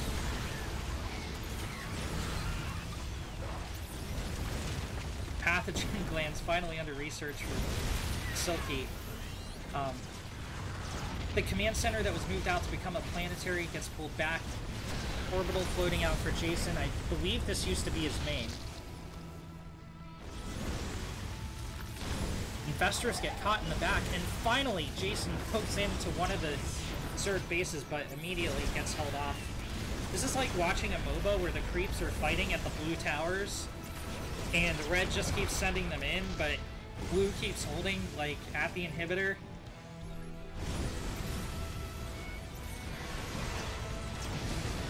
Some of the long-distance mining, well, okay, 2 of the long-distance mining SCVs died. the Ultra Cleave. Silky runs out of mobs on the left side, but some Zerglings run in on the right, and this is not a planetary, it's an orbital, so the tank will go down. This guy's going to delay a Cyclone and a Hellion from hitting the front. Jason taps out. GG. Silky take in the top right corner as the blue Terran. From the Juggernauts, it's Jason. And in the bottom left, representing Psystorm Gaming, it's Silky.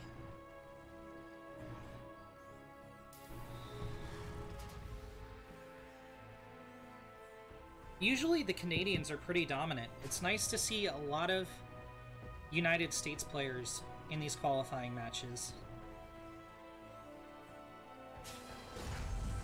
Silky up 1-0 in a meat grinder war of attrition in game number 1.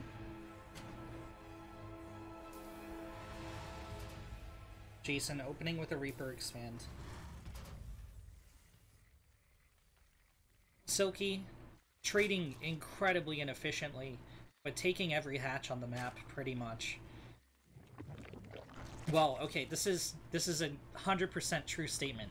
Every base was taken in the previous game. Jason taking an eventual 5, Silky all the rest. On Death Aura.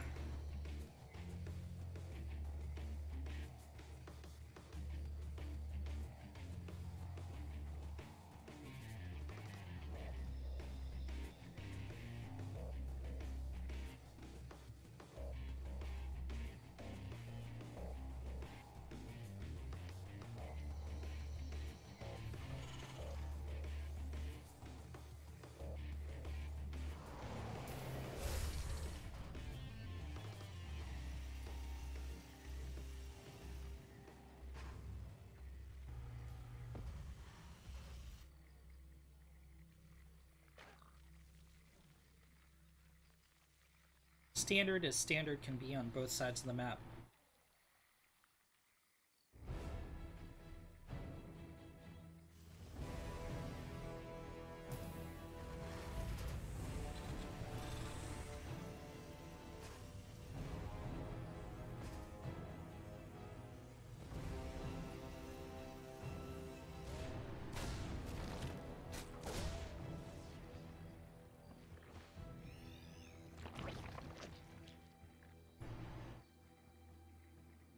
Silky gets his third on time.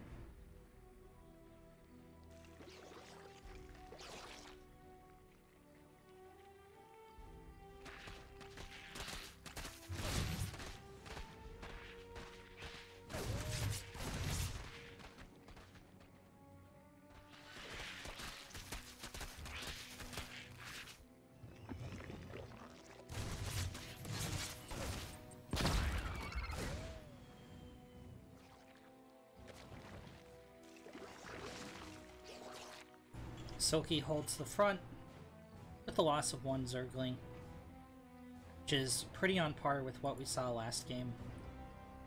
Slightly less exciting because the Reaper didn't almost die, but it's going to continue in the same manner. Jason meeting up with his next 2 Hellions and going on the attack, but there is already a huge difference in the Terran's build order. So Marauder slow halfway complete on the Tech Lab. This is not going to be a Cloak Banshee play. This is not going to be a Hellbat Banshee attack. It's going to be Marauders. Jason will shut down the scouting.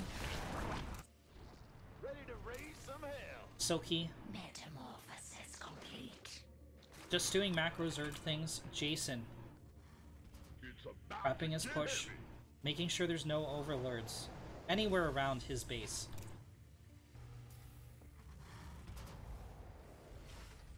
There's an armory. Wait, it's gonna be Hellbat Marauder! Nice. So what we should see happen is the Hellion zoom forward.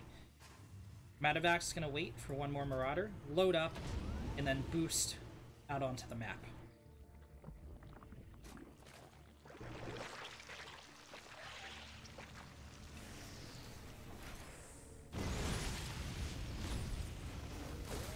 There's the Hellbat Morphin.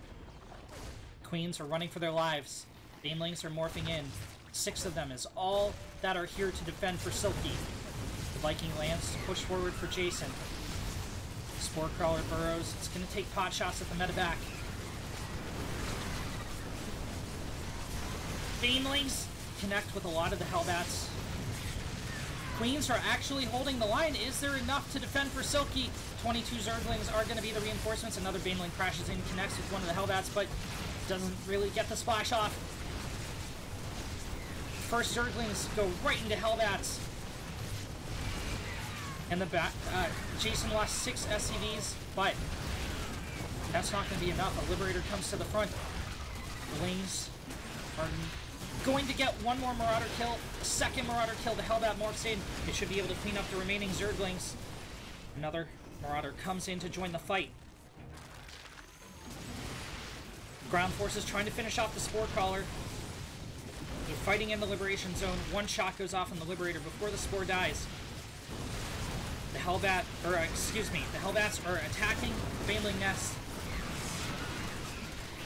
Silky has the Liberator in the red. It unsieges. It will escape with very few hit points, but it can't exactly afford to re-siege. Silky somehow has held. Wouldn't mind being somewhat annoying. There is an armory, so it does have permacloak. Silky's options are to detonate the Banelings manually on top of it, or gamble for the Overseer to get, morph in before the shot cools down and finish it off with Zerglings, and he will. Successfully take out the Widowmine. Ooh, a blistering engagement from Juggernaut Jason.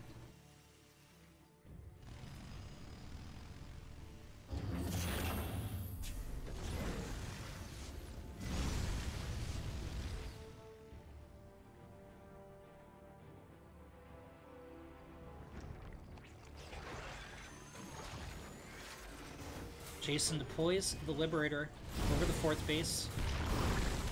Cancel on the 4th.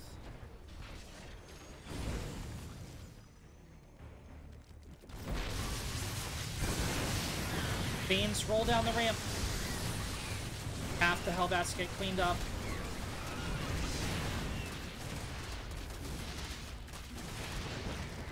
GG. GG has been called. Jason's aggression held off, and Silky goes up 2-0. In the bottom left, trying to pull it together and return momentum to his favor, fighting for his life in this qualifier as the Blue Terran. It's Juggernaut Jason, and in the top right, as the Red Zerg from Psystorm, it's Silky.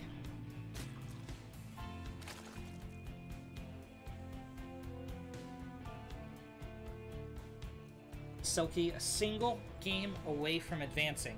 Can Jason find the anime protagonist power within himself to pull it together in 3-0 Silky, and get 3 wins in a row against Silky? Silky opening up with a pool first on Eternal Empire.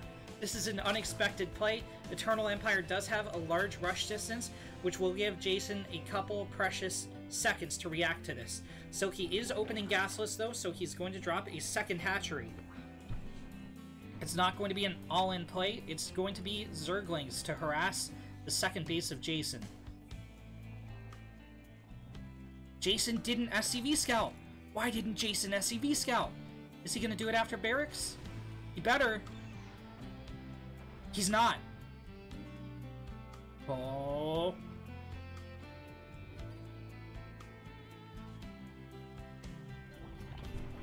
It's going to be a Roach play. It's going to be either 3 Rav or 5 Roach.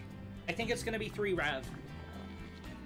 Which you don't see very often versus Terran, but definitely can pack a powerful punch. I would know. What is Jason going to do about this? He's committed. It takes a lot of chutzpah to cancel your second CC when you're this much invested into it. But I think that's what's going to need to happen. These Lings are going to come in and get somewhat of a delay. The Reaper is not here to defend for Jason. He's going into Factory behind this. Jason moves a Reaper into the natural.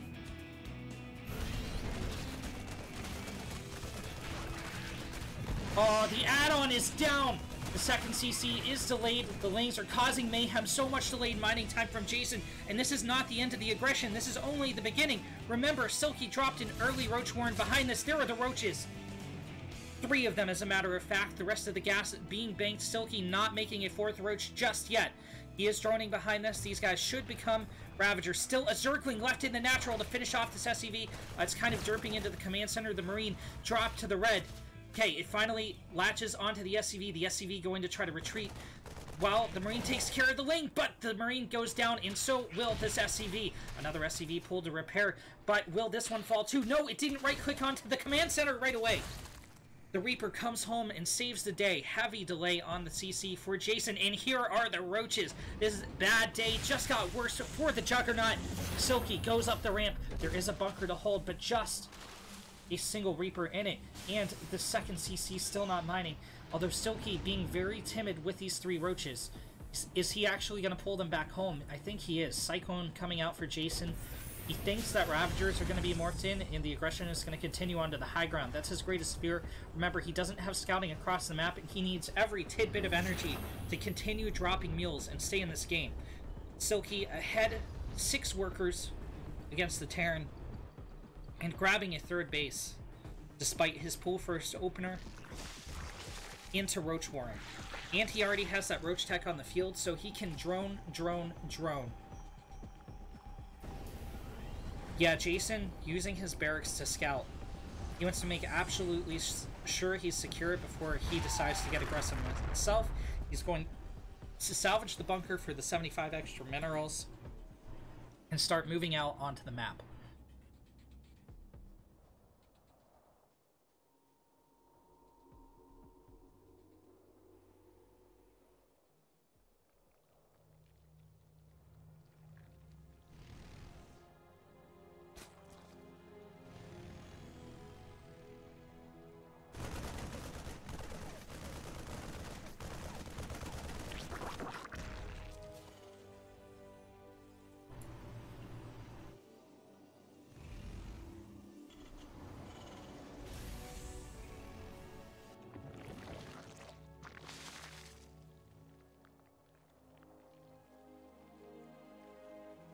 There is about 20% complete for Silky.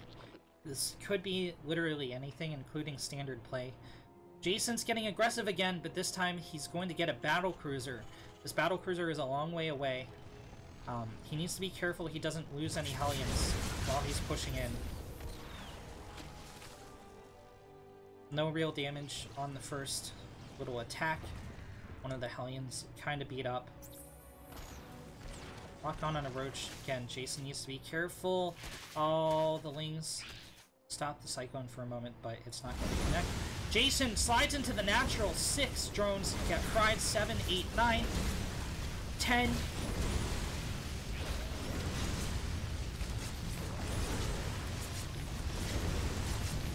15, 16, 17.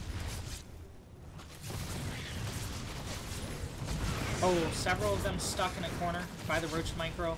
But, hey, 17 drones is a solid pick for Jason. And worker counts are going to be even. Remember, he was building a battle cruiser back home while this attack was going on. And it looks like he's going to slowly walk that across the field rather than blinking it. Silky going into Spire, so he will be prepared for this. Jason moving out a 3rd command center. Silky really needs to take a 4th.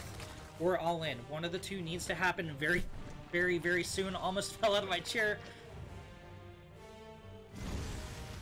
Silky takes out a Hellion. Continues moving up the ramp. And Jason blinks his battle cruiser back home to defend 5 Roaches. Oh no. 1 Roach dead, 2 Roach dead, 3 Roach dead, 4.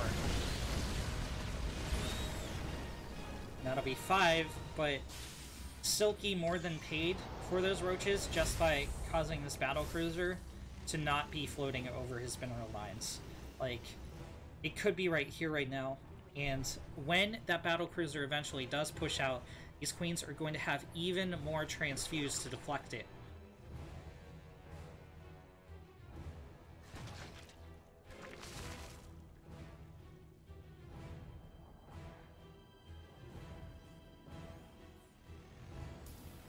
Second battlecruiser finishes.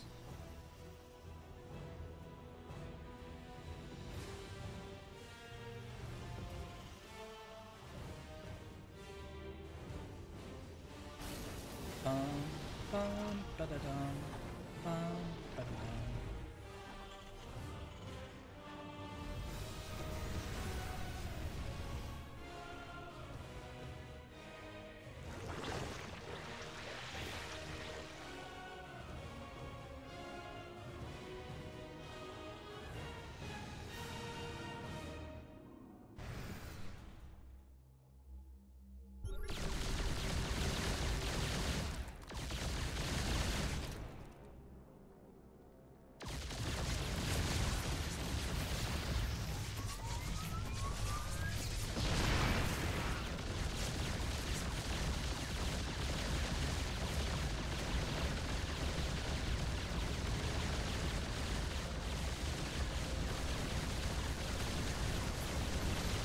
Six drones fall, but the Mutalisks are here to intercept. One of these battlecruisers heavily wounded. It's going to try and blink home, and it does so successfully. The second BC now under fire.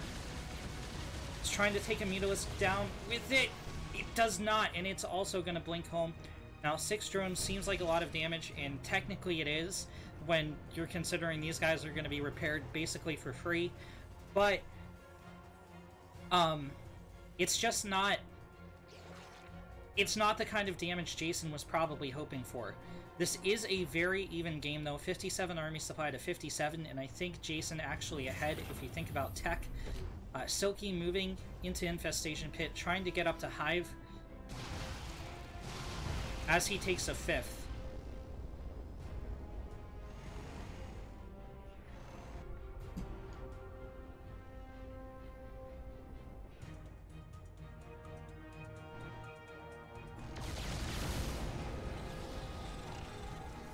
Oh, this siege tank is actually blocking the command center from dropping. Yeah, Jason's going to unsiege and re-siege. He caught on very quickly, so no harm, no foul. Wasn't under attack or anything like that. Ooh! Missile turret goes down before it can be repaired. Battlecruisers are going to blink back to try and defend the SCVs, but a dozen have gone down, and battlecruisers are nowhere near fast enough to chase Mutalisk. 0 mutas lost in exchange for 12 SCVs. Silky going wham, bam, thank you ma'am, I'll take that. This tank's gonna have to reposition once the refinery completes. Battle mech caught out and surrounded by Lings. That's gonna give the Mutalisk time to catch up. Several lock-ons on the Zerglings instead of the Muta as well. And many of the Cyclones have fallen. In fact, all of them have fallen. That's gonna leave the siege tanks relatively undefended. Silky doesn't bother with the missile turrets. He's like, yeah, I do accept the trades of some of my Mutalisks in exchange for the siege tank kills. Silky, 97 army supply to 65, 94 workers to 78. What was a very even game, all of a sudden turning in favor of the Zerg. Mason scans. He pushes back the creep quite far, actually. The Queens are rushing to replace the creep tumors, but they're not going to get there in time. Intercepted by the BCs. They're not dropping transfuse. All of the creep queens are gone for Silky. The Muta Corruptor are here. The BCs need to blink, and they need to blink now. One BC gets out.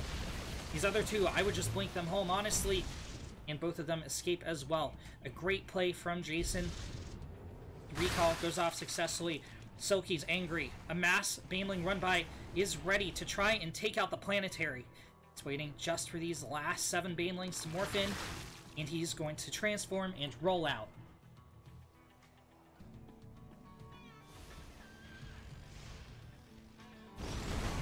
There we go. So many of the Banelings break through. 16 SCVs and the planetary falls as Silky crushes in with more Mutalisks, but doesn't really find any damage. I mean, he killed a supply depot. It's not consequential at this stage of the game. It will actually, it will supply block Jason. He didn't have other supply depots started up, so I take that back. He's stuck at 157 supply with nothing to spend it on except more supply depots and upgrades.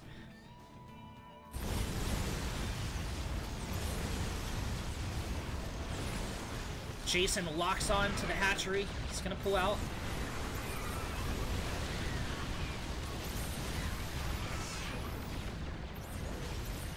Dorito cannon dropped on some of the Zerg units. Many Banelings get caught out while morphing in, and they have to kind of push forward, losing even more.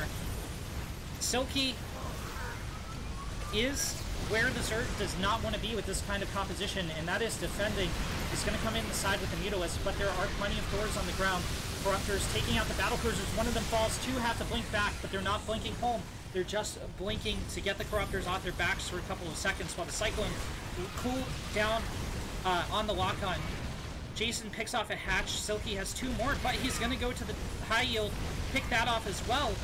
Silky luckily had the top left corner, though, so the mass expand paying off for him. It's just that mass expand cost him so much money, he didn't really have enough Zerglings to defend it. Another BC pulled off. There's only one left. Or picked off. There's only one left.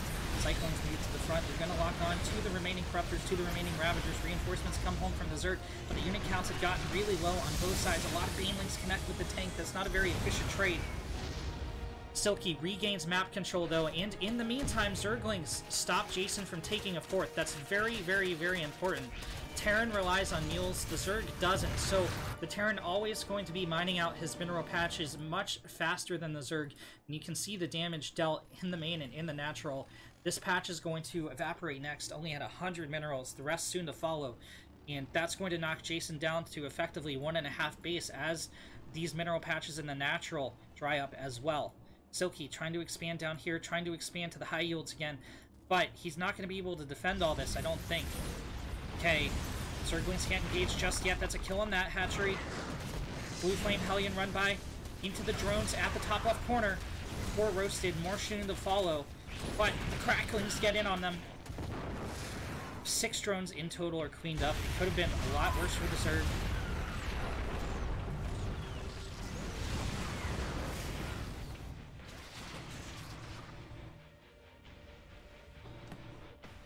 Jason doesn't want to go down here, and you can tell, this is like watching a different Jason. He's really pulling out all the stops for this game. Will it be enough to reverse course and prevent his elimination?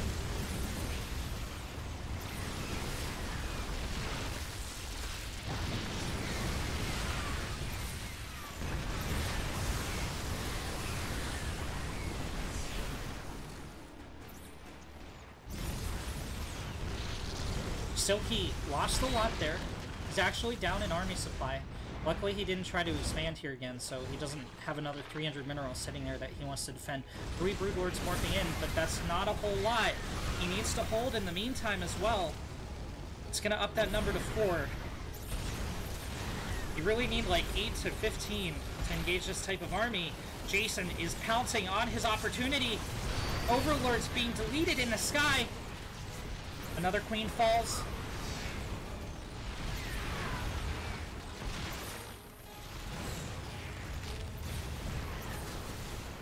The Ravagers cut off and isolated. 2 Broodlords morphing in. I don't think they're going to finish. Yeah, it cancels. The couple Broodlords that are on the field going to get locked onto as well. Jason doing a great job of knocking down the Zerg army. Now Silky is still 8 army supply ahead. But Jason regaining map control. I'd like to see some more creep cleared, but oh, +3 melee could be cancelled. He's going to go after the Greater Spire instead. Kills the Greater Spire. +3 melee will finish. Some Cyclones caught out in the back. Silky's mineral bank totally annihilated. His gas bank's still even with the Terran, though.